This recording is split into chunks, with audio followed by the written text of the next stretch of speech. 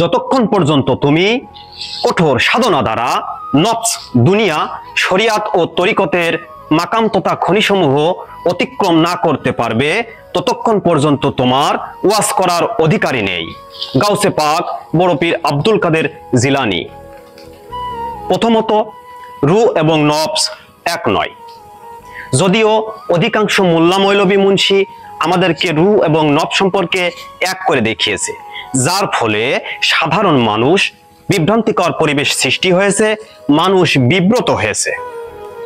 রূহ তথা রবের আদেশ, হুকুম বা আমর। রবের আদেশ কখনো রব থেকে আলাদা নয়। আল্লাহ পাক রব্বুল আলামিন সূরা লাইলাতুল কদরে কুরআন নাজিল করেননি, তানাজ্জালু মালাইকাতি আর রূহ, ফেরেশতা এবং রূহ নাজিল করেছে, যার পরিপ্রেক্ষিতে সূরা বাকারার 34 নম্বর আয়াতে আল্লাহ ফেরেশতাদেরকে বলল, উসজুদু লি আদামা ফাসাজাদু। ফেরেশতাদেরকে সিজদা দিতে বলল, সবাই সিজদা দিল। একটু চিন্তা করুন, নূরের তৈরি ফেরেশতা শুষ্ক ঠনঠনে কর্দযুক্ত কাদা মাটির তৈরি আদমকে কেন সিজদা দেবে?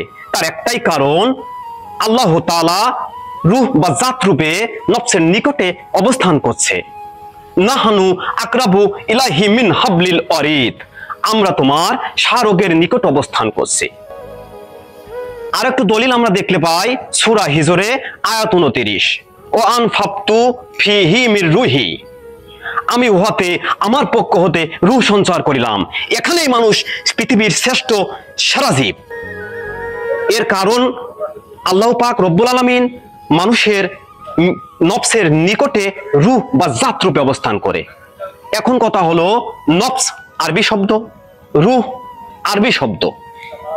রূহ সম্পর্কে পবিত্র কোরআনে আল্লাহ পাক রব্বুল আলামিন 21টি আয়াত নাজিল করেছে, আর নফস সম্পর্কে আল্লাহ পাক রব্বুল আলামিন 250টির অধিক আয়াত নাজিল করেছে। আমার একটাই প্রশ্ন অথবা চ্যালেঞ্জ ধরে রাখতে পারেন, জগতের যত পীর মাশায়েখ, মাওলানা, মুফতি, মুহাদ্দিস যারা আছেন, তাহারা রূহ এবং নফসকে এক করে যদি দেখাতে পারেন, আমি আপনাদের কাছে গোলাম হয়ে থাকব। তবে কথা একটাই, তর্ক নয়, সত্য নিয়ে আসুন, স্থান বুকে দেব। আপনি বসবেন চেয়ারে, আমরা বসবো মাটিতে। সত্যের পাশে থাকুন, সত্য জানুন। ধন্যবাদ।